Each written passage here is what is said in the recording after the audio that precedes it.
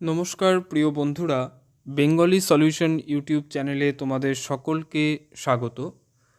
স্ক্রিনের যে পেজটি রয়েছে তা দেখেই তোমরা বুঝতে পারছো যে আজকের আলোচনার বিষয় কি হতে চলেছে। তো আজকে আমি যে বিষয়টি নিয়ে আলোচনা করছি তা হলো বঙ্কিমচন্দ্র চট্টোপাধ্যায়ের বিখ্যাত উপন্যাস কৃষ্ণকান্তের উইল। তো এই উপন্যাসটির অত্যন্ত প্রয়োজনীয়তা এবং যে কোথায় এই উপন্যাসটি সবচেয়ে দরকারি তার কথা জানাতেই প্রথমেই বলে রাখছি যে এই উপন্যাসটি পিএসসির সিলেবাসের অন্তর্ভুক্ত। ঠিক আছে, পিএসসির যে আগের সিলেবাস রয়েছে, তো বর্তমান এখনও হচ্ছে কি যে কথা শোনা যাচ্ছে যে পিএসসি সিলেবাস হয়তো চেঞ্জ করবে, কিন্তু এখনও যেহেতু হচ্ছে কি আগের সিলেবাসটি হচ্ছে ওয়েবসাইটে রয়েছে, তো তাই আমরা এই উপন্যাসটি নিয়ে হচ্ছে আজকে আলোচনা করছি। ঠিক আছে, তো তাছাড়াও হচ্ছে কি কৃষ্ণকান্তের উইল এমন একটি উপন্যাস যে উপন্যাসটির বিভিন্ন সময় বা বিভিন্ন প্রতিযোগিতামূলক পরীক্ষার জন্যই হচ্ছে কি উপন্যাসটির হচ্ছে সিলেবাসে থাকে। তো তাই পিএসসির সিলেবাসের অত্যন্ত জরুরি এই উপন্যাসটির আজকের আলোচনায় থাকছে। তো পাশাপাশি উপন্যাস সম্পর্কে কিছু বলার আগেই হচ্ছে কি যে উপন্যাসটির তাৎপর্য বা উপন্যাসের যে প্রয়োজনীয়তা বা উপন্যাসের বিশেষত্ব কোথায় সেটা বলা প্রয়োজন। এই কৃষ্ণকান্তের উইল উপন্যাসটি 1878 সালে প্রকাশিত হয়েছিল এবং যে বঙ্কিমচন্দ্র চট্টোপাধ্যায়ের অন্যতম শ্রেষ্ঠ এবং বিতর্কিত উপন্যাস বলা যায় এই কৃষ্ণকান্তের উইল। আর উপন্যাসের কেন্দ্রীয় চরিত্র যে রোহিণীকে অবলম্বন করেই লেখক এখানে তার শিল্পবোধ এবং নৈতিক আদর্শের যে তার মধ্যে দ্বন্দ্ব সেটা এখানে ফুটিয়ে তুলেছেন। মানুষের জীবনের যে কঠিন এবং বিভিন্ন জটিল যে সমস্যাগুলো থাকে, যে সমস্ত বাংলা উপন্যাসের মধ্যে সেই সমস্যার কথা লেখকেরা অত্যন্ত দক্ষতার সঙ্গে ফুটিয়ে তুলেছেন, তেমন একটি উপন্যাস হলো এই কৃষ্ণকান্তের উইল।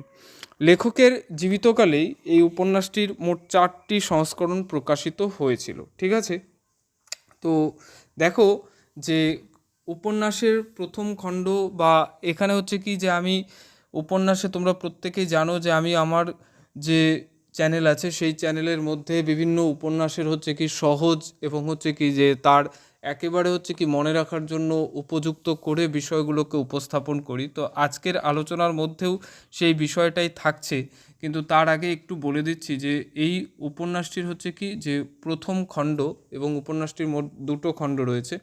তো যে কি হরিদ্রা গ্রামের এক জমিদার, ঠিক আছে, জমিদারের নাম কৃষ্ণকান্ত রায়।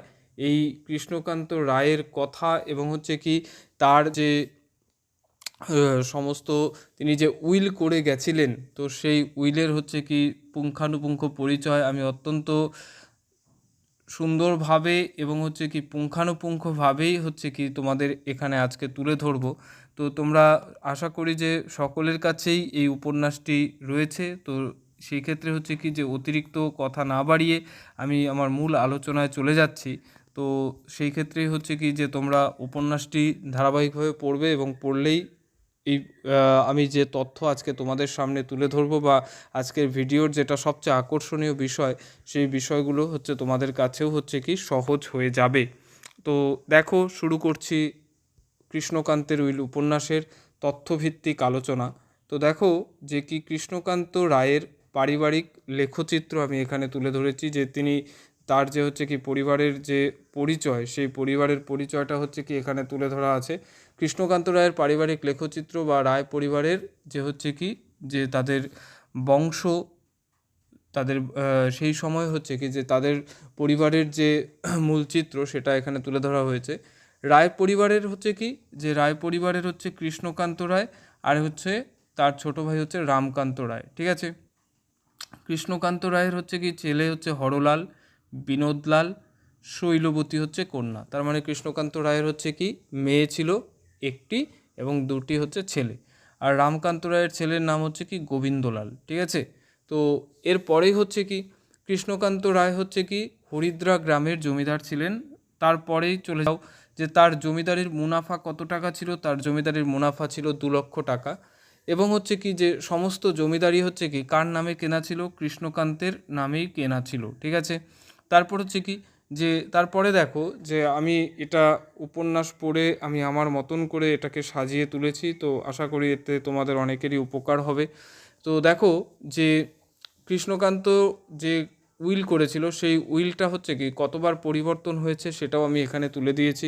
যে প্রথম উইলে কি প্রথম উইলে কী ছিল, গোবিন্দলাল মানে হচ্ছে কি রামকান্তের ছেলে গোবিন্দলালকে দেওয়া হয়েছিল 8 আনা, হরলালকে দেওয়া হয়েছিল কত, 3 আনা। তারপর হচ্ছে কি হরলালকে 3 আনা দেওয়া হয়েছিল, তারপর হচ্ছে বিনোদলালকে দেওয়া হয়েছিল 3 আনা, আর হচ্ছে কি আর তার কৃষ্ণকান্তের স্ত্রীকে দেওয়া হয়েছিল 1 আনা, আর হচ্ছে শৈলবতী অর্থাৎ কন্যাকে দেওয়া হয়েছিল 1 আনা। ঠিক আছে, আর হচ্ছে কি আর এটা কত নম্বর পরিচ্ছেদে উইলের পরিচয় রয়েছে, প্রথম খণ্ডের প্রথম পরিচ্ছেদে কিন্তু এই উইলের কথা রয়েছে। ঠিক আছে, এটা মনে রাখতে হবে, প্রথম খণ্ডের প্রথম পরিচ্ছেদে এই উইলের কথা রয়েছে। তারপরে চলে যাও দ্বিতীয় উইল। ঠিক আছে, দ্বিতীয় উইলের পরিচয়ে কি রয়েছে, দ্বিতীয় উইলেও রয়েছে গোবিন্দলাল হচ্ছে 8 আনা, হরলাল কত, এই হরলাল হচ্ছে 1 আনা। আর বিনোদলাল, কেন হরলালের 1 আনা হয়ে গেল, কারণ হচ্ছে সে উইল নিয়ে হচ্ছে কি উইল নিয়ে একটা ঝামেলা তৈরি করেছিল, তাই হচ্ছে কি তার যে কি তাকে পুরো হচ্ছে কি তাকে কমিয়ে দেওয়া হয়েছে। বিনোদলালকে দেওয়া হয়েছিল 5 আনা, স্ত্রী হচ্ছে কি 1 আনা এবং শৈলবতীর হচ্ছে 1 আনা। ঠিক আছে, এটা এই উইল দ্বিতীয় উইল কখন হয়েছে, প্রথম খণ্ডের প্রথম পরিচ্ছেদেই এই উইলের পরিচয় রয়েছে। আরেকটি বিষয় মনে রাখবে যে মোট সম্পত্তির পরিমাণ হচ্ছে 16 আনা। ঠিক আছে, মোট সম্পত্তির পরিমাণ হচ্ছে 16 আনা। এরপর তৃতীয় উইল, তৃতীয় উইলে দেখো গোবিন্দলাল সম্পর্কে কিছু বলা নেই, যে হরলালকে কত দেওয়া হয়েছিল, হরলালকে দেওয়া হয়েছিল 0 আনা। ঠিক আছে, কিছুই দেওয়া হয়নি। এই সংখ্যায় হরলাল ব্যতীত অন্যান্যদের পরিমাণ অনুল্লেখিত, তবে হরলালের পুত্রের জন্য দেওয়া হয়েছিল কত, দেওয়া হয়েছিল 1 পাই। 1 পাই এই ইউনিটটা কত, আসলে হচ্ছে কি 1 পাই মানে হচ্ছে 3000 টাকা। ঠিক আছে, তো এই হচ্ছে কি এই হচ্ছে তৃতীয় উইল। তারপর চতুর্থ উইলের পরিচয়ে কি পাবো, চতুর্থ উইলের পরিচয় পাবো হচ্ছে যে গোবিন্দলালের জায়গায় চলে আসছে ভ্রমর। ঠিক আছে, যে গোবিন্দলালের স্ত্রী, তো সমস্ত কিছু আগের মতোই। তৃতীয় উইল কেবল গোবিন্দলালের নামের জায়গায় ভ্রমর করা হয়েছে। ঠিক আছে, সমস্ত কিছু হচ্ছে কি আগের মতোই। তো এই ক্ষেত্রে হচ্ছে কি যে এই উইলের মধ্যে কি পরিবর্তন হয়েছে, এই উইলের মধ্যে পরিবর্তন হয়েছে যে গোবিন্দলালের নামের জায়গায় ভ্রমর করা হয়েছে। আর কৃষ্ণকান্তের, দেখো এখানে হচ্ছে কি একটা গ্রিন মার্ক দিয়ে স্টার সিম্বল দিয়ে নিচে দেওয়া আছে, কৃষ্ণকান্তের তৃতীয় উইলে বিনোদলাল 6 আনা পায়, কারণ হরলালের হচ্ছে কি, কারণ হরের 1 আনা। ঠিক আছে,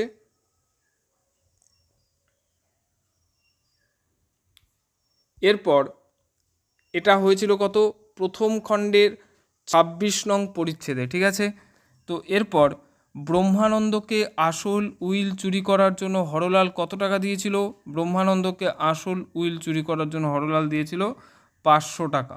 ঠিক আছে, এরপর হরলাল যে জাল উইল তৈরি করেছিল তার লেখচিত্রটা কি ছিল, গোবিন্দলাল হচ্ছে 1 পাই। ঠিক আছে, মানে রামকান্ত রায়ের ছেলে গোবিন্দকে দেওয়া হয়েছে কত, 1 পাই মানে 3000 টাকা।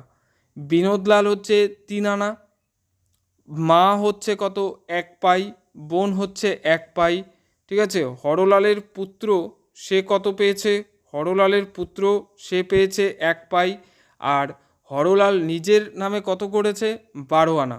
ঠিক আছে, তো প্রথম খণ্ডের দ্বিতীয় পরিচ্ছেদ, ঠিক আছে, প্রথম খণ্ডের দ্বিতীয় পরিচ্ছেদে হরলাল কিন্তু নিজে এই জাল উইল তৈরি করেছিল। ঠিক আছে, এটা তোমাদের মনে রাখতে হবে। তারপরে হচ্ছে কি, তারপরে চলে যাও, তো তার পরবর্তীতে কি রয়েছে, রোহিণীকে আসল উইল চুরি করার কথা বলা হয়েছে কত পরিচ্ছেদে, তৃতীয় পরিচ্ছেদে, প্রথম খণ্ডের তৃতীয় পরিচ্ছেদে রোহিণীকে দিয়ে উইল চুরি করানোর কথা বলা হয়েছে। ঠিক আছে, হরলাল রোহিণীকে বিয়ের প্রস্তাব দিয়েছিল কোন পরিচ্ছেদে, তৃতীয় পরিচ্ছেদে। ঠিক আছে, উইল চুরি করবার কথা বলতে এসে, ঠিক আছে, উইল চুরি করার কথা বলতে এসে তাকে সে বিয়ের প্রস্তাব দিয়েছিল। তারপর কৃষ্ণকান্তের অন্তঃপুরে এবং হচ্ছে কি বহির্বাটির মাঝে একখানা ঘর ছিল, আর সেই ঘরেই তিনি ঘুমোতেন। তারপর হচ্ছে কি কৃষ্ণকান্ত রায়ের খানসামার নাম কি ছিল? কৃষ্ণকান্ত রায়ের খানসামার নাম ছিল হরি। তারপর আসল উইল চুরি হয়ে গেল চতুর্থ পরিচ্ছেদে, প্রথম খণ্ডের চতুর্থ পরিচ্ছেদে আসল উইল চুরি হয়ে যায়। তারপর রোহিণী চুরি করা আসল উইল হরলালকে দেয়নি, ঠিক আছে, তো সেই উইল কোথায় ছিল? পঞ্চম পরিচ্ছেদে হরলাল রোহিণীকে যে বিয়ে করতে পারবে না তা আবার জানিয়ে দিয়েছে, ঠিক আছে। তারপর রোহিণী যে পুকুরে জল আনতে গিয়েছিল সেই পুকুরের নাম কি ছিল? সেই পুকুরের নাম ছিল বারুণী পুষ্করিণী, ঠিক আছে। তারপর সুমতি ও কুমতি মনের দুই বিষয়ের কথা রয়েছে কোথায়? অষ্টম পরিচ্ছেদে, ঠিক আছে।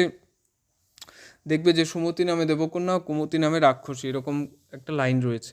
তারপর গোবিন্দলালের স্ত্রীর নাম কৃষ্ণমোহিনী কি কৃষ্ণকামিনী কি অনঙ্গ মঞ্জরি, এমনই একটা হবে, এরকমই রয়েছে লাইনটা। তবে এগুলি অব্যবহারের ফলে লোপ পেয়েছে। তার আদরের নাম কি? আদরের নাম হচ্ছে ভ্রমর বা ভ্রমরা। তারপর গোবিন্দলালের প্রতি রোহিণীর প্রথম প্রণয় সম্ভাষণ রয়েছে কত নম্বর পরিচ্ছেদে? 12, অর্থাৎ দ্বাদশ পরিচ্ছেদে, প্রথম খণ্ডের দ্বাদশ পরিচ্ছেদে। তারপর কৃষ্ণকান্তের শেষ উইলে বিনোদলাল কত পেয়েছিল? 6 আনা। এরপর মোকদ্দমার জাল দলিল দাখিলের জন্য হরিঘোষের জেল হয়েছিল। রোহিণী দারোয়ানের কাছে সখী নাম করে কৃষ্ণকান্তের গৃহে প্রবেশ করেছিল, ঠিক আছে। গোবিন্দলালের সহায়ক মালি জাতিতে কি ছিল? উড়িয়া ছিল। তারপর রোহিণী ভ্রমরের কথায় বারুণী পুকুরে ডুব দিয়ে মরতে গিয়েছিল সন্ধ্যাবেলা, ঠিক আছে। এরপর গোবিন্দলাল বন্দরখালি যাত্রা করলে ভ্রমর অন্নদামঙ্গল কাব্য ছিঁড়ে ফেলেছিল। এটা কোন কাব্য ছিঁড়ে ফেলেছিল? মনে রাখবে, ঠিক আছে। এরপর বাগানবাড়িতে রোহিণী গোবিন্দলালের সংসর্গের কথা ভ্রমরকে, বাগানবাড়িতে রোহিণী আর গোবিন্দলালের সংসর্গের কথা কে বলেছিল? সংসর্গের কথা বলেছিল ক্ষীরোদা, ঠিক আছে। আর দেখেছিল কে? দেখেছিল পাঁচি। এরপর গোবিন্দলাল রোহিণীকে 7,000 টাকার গহনা তৈরি করে দিয়েছিল বলে রটনা হয়েছিল, তবে তা ভ্রমর জানতে পেরেছিল সুরধ্বনি নামক দাসীর মাধ্যমে, ঠিক আছে। সুরধ্বনি নামক দাসীর মাধ্যমে সে কিন্তু সেটা জানতে পেরেছিল। এরপর রোহিণী ভ্রমরকে জ্বালাবার জন্য ভ্রমরকে দেখাতে এসেছিল বেনারসি শাড়ি আর 3,000 টাকার গহনা। আসলে এগুলি সে প্রতিবেশিনীর কাছ থেকে নিয়ে এসেছিল, ঠিক আছে, এবং কি কোনোদিনই গোবিন্দলালের দেওয়া নয়। এরপর কৃষ্ণকান্ত পরলোক গমন করেছেন কত নম্বর পরিচ্ছেদে? প্রথম খণ্ডের 26 নং পরিচ্ছেদে, ঠিক আছে। তারপর কৃষ্ণকান্তের শ্রাদ্ধে মোট ব্যয় লেখকের অনুযায়ী কত টাকা হয়েছিল? 32,356 টাকা। তো সেই ক্ষেত্রে এটা হচ্ছে কি 12 পাইয়ের হিসাব, তো 1 পাই মানে হচ্ছে 3,000, তো ধরে রাখো মোটামুটি হচ্ছে 36,000 টাকার মতো। ভ্রমরের 8 বছর বয়সে বিয়ে হয়েছিল, ঠিক আছে। গোবিন্দলালের সঙ্গে ভ্রমরের বিয়ে হয়েছিল 8 বছর বয়সে। কৃষ্ণকান্তের মারা যাবার সময় তার বয়স হয়েছিল কত? ভ্রমরের 17 বছর। কৃষ্ণকান্তের উইল উপন্যাসে প্রথম খণ্ডের পরিচ্ছেদ সংখ্যা কত রয়েছে? 31টি, ঠিক আছে। কৃষ্ণকান্তের উইল উপন্যাসে দ্বিতীয় খণ্ডের পরিচ্ছেদ সংখ্যা কত রয়েছে? দ্বিতীয় খণ্ডের পরিচ্ছেদ রয়েছে 15টি, ঠিক আছে। তার মানে মোট হচ্ছে পরিচ্ছেদ মিলিয়ে হচ্ছে কত? 46টি, ঠিক আছে। তারপর ভ্রমরের বাপের বাড়ি কোথায় ছিল? ভ্রমরের বাপের বাড়ি ছিল রাজগ্রাম, ঠিক আছে। ভ্রমরের পিতার নাম ছিল মাধবীনাথ সরকার, বয়স 41 বছর। গোবিন্দলাল রোহিণীকে নিয়ে গিয়েছিল কোথায়? প্রাসাদপুরে। প্রাসাদপুর কোথায়? যশোহর জেলায় অবস্থিত। গোবিন্দলাল চুনিলাল ছদ্মনাম ধারণ করে সেইখানে রয়েছিল, ঠিক আছে। রোহিণী হত্যার রহস্য উদ্ঘাটনের জন্য যে গোয়েন্দাকে নিয়োগ করা হয়েছিল তার নাম হচ্ছে কি? তার নাম হচ্ছে ফিচেল খাঁ, ঠিক আছে। রোহিণীর মৃত্যু হয়েছে কত নম্বর পরিচ্ছেদে? রোহিণীর মৃত্যু হয়েছে 2য় খণ্ডের 9ম পরিচ্ছেদে, ঠিক আছে। এটা মনে রাখতে হবে, 2য় খণ্ডের 9ম পরিচ্ছেদে রোহিণীর মৃত্যু হয়। আর ভ্রমরের মৃত্যু হয়েছে কত নম্বর পরিচ্ছেদে? ভ্রমরের মৃত্যু হয়েছে 2য় খণ্ডের 14 নং পরিচ্ছেদে, ঠিক আছে। তো এই ছিল কি? এই ছিল কৃষ্ণকান্তের উইল উপন্যাসের পুরো হচ্ছে তথ্যভিত্তিক আলোচনা। তো আমি আশা করব তোমরা বিষয়টি খুব সহজভাবে আয়ত্ত করতে পেরেছো। তো প্রথমত যে ততক্ষণ আরও নতুন নতুন কন্টেন্ট নিয়ে আমি আবারও হাজির হব। তোমরা ততক্ষণ আমার ভিডিওটির সঙ্গে থাকো, চ্যানেলটি সাবস্ক্রাইব করো, শেয়ার করো। ধন্যবাদ।